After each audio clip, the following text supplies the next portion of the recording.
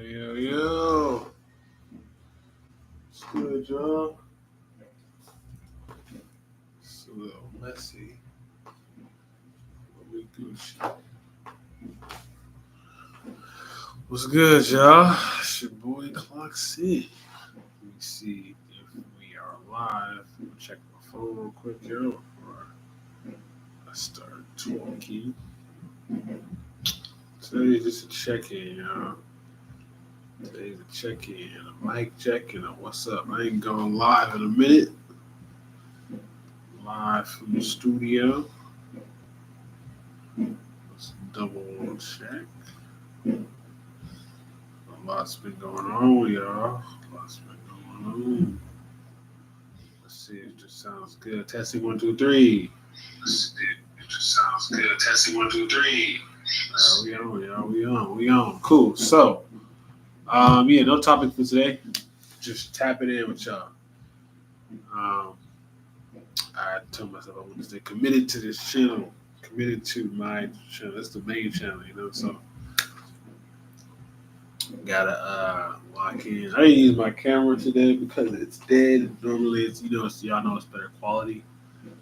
I'm charging the camera right now. This one's my main one though. It's the Canon M50. There's a lot of videos I was supposed to make. Just going back in the logs, like, dang, all the videos I was supposed to make. I ain't gonna lie, y'all. I got kind of lazy and just kept pushing forward with a lot of stuff. Like, I was supposed to make a video about the synth that I have, the Micro Korg 2. I have the Micro Korg 2, y'all. I was supposed to make a synth about this. Never made one. I was supposed to make a video about my MPC right here. I was supposed to make a video about this. More videos about my Korg Volca keys, which is an analog synth.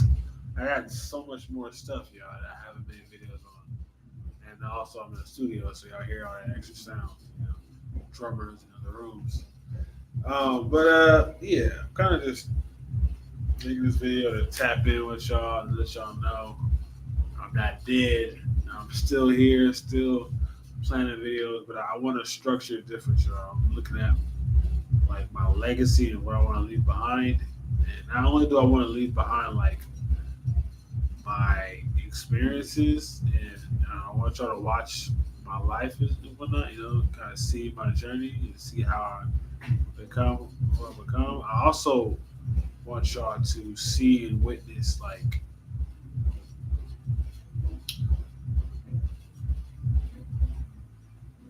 how do I phrase this? Like greatness. I want to also showcase to y'all like qualities, the word I meant to say. Because as I get older, I realize what I like more. Like you end up developing a taste the older you get. Certain things start to stop appeasing you. You start to stop caring for certain things. When you're younger, everything is cool and everything is whoa, new, fresh. When you get older, you start to refine your taste. You start to only like certain TV shows. You start to only like certain music, and that could be a good thing and a bad thing. It could be a good thing to where you learn to tune out bull crap. That isn't for you. But then on the flip side, you can be narrow minded. So it's like a 50-50. Right now, I'm at the state where I'm really tapping into like OG realist hip hop right now. I'm just like Jay Electronica, all the OGs. And I'm filtering out all the other crappy music that used to entertain me. The same goes for movies. Like I'm only watching movies with like high end directors who really care about the craft, cinematographers who really care about the craft, composers who really care about the craft. Like I'm looking into different layers of just the film instead of being, oh, that's a cool movie, you should watch it. It's like, now my eyes and ears only want to experience the highest of quality to set a bar for myself for what I create. And if I want that in my life, and if I want that experience, I should also give that experience. I shouldn't be giving mediocre quality, half done stuff to y'all just to say, oh, I shared it with y'all. Oh, I created a little something, something. Here's the half baked this. It's like I don't even feel right doing that anymore. I used to do it like, oh, see the process, and now has become a thing in this generation. Like everybody sees the process of everything, the beginning process, the middle process, the pre-production process. As soon as it's done, it's like I feel like the generation never gives time for things to bake and to sit with. So when it does drop, it's a monumental moment that lasts for years to come. That's what I realized. A lot of the OGs did. A lot of the old school artists, directors, and stuff like they took their time with these things. So when it did drop, it was a moment and it sat with people and it changed their lives, it inspired them.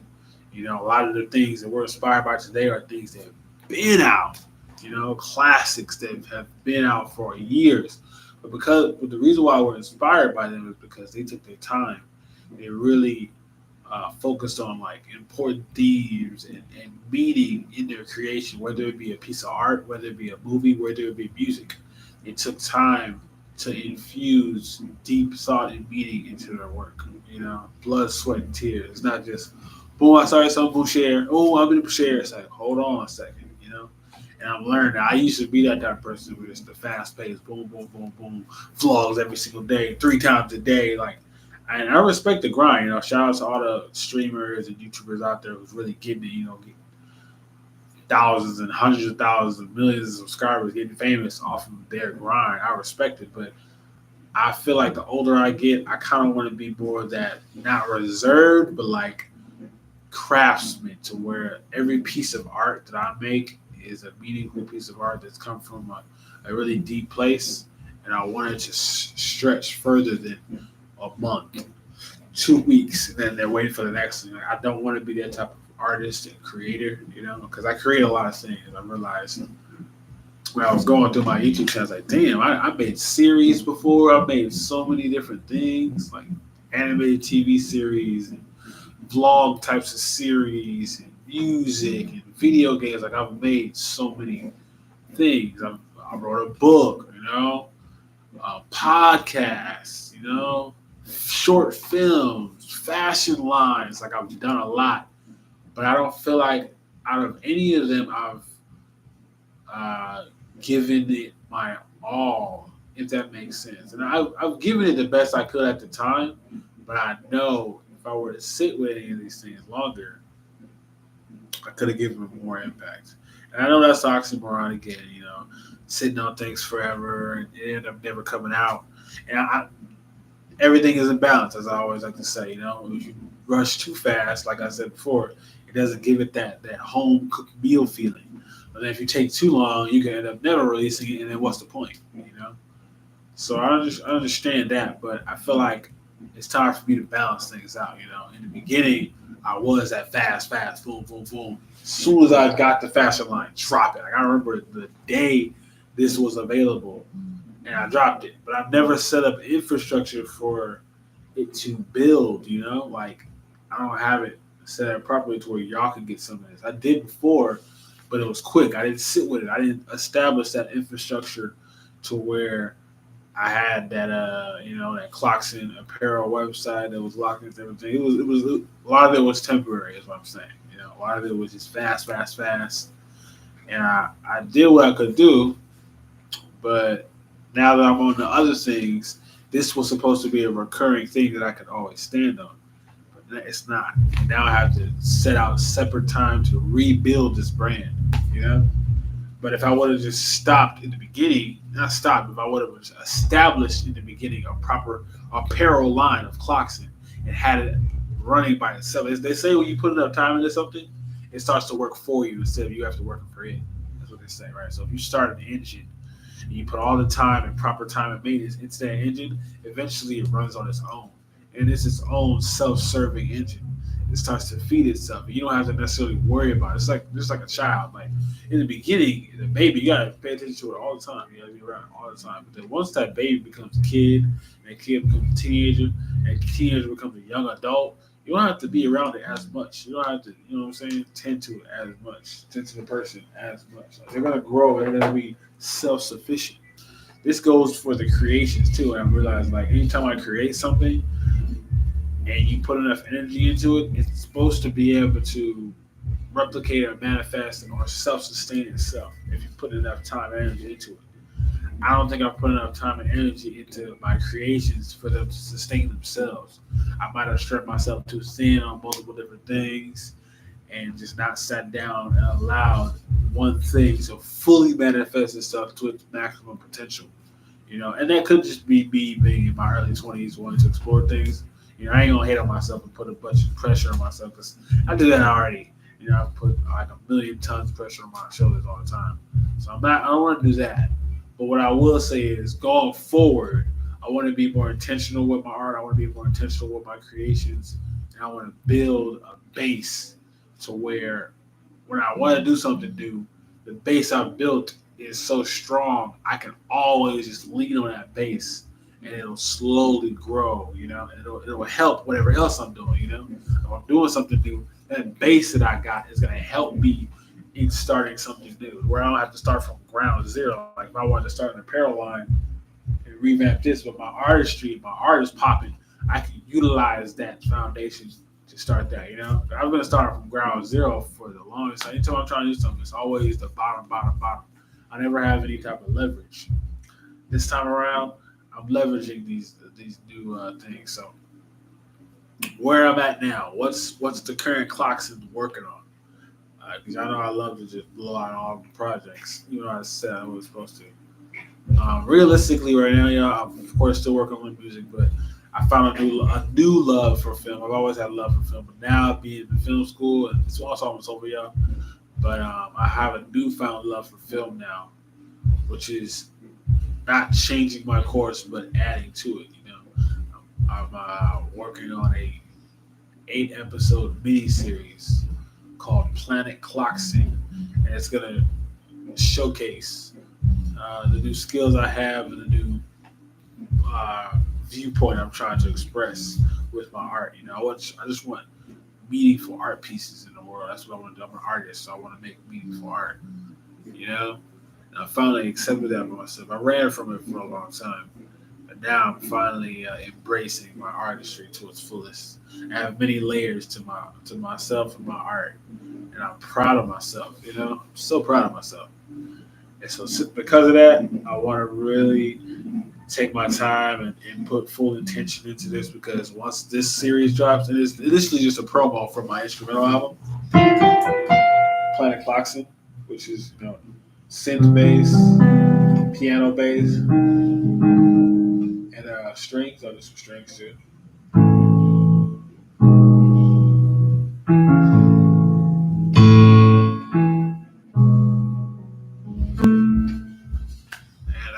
Some other things. This one in France piano over here. I might play some stuff for y'all a little bit. But that is the gist of it. I have a live TV series of that, and then I'll drop the album for the instrumental stuff. And this is gonna really bring everything together because I've always wanted like stories to tell you. I've always wanted to write really intimate, deep stories and express them to y'all in an artist medium. So with the film, it's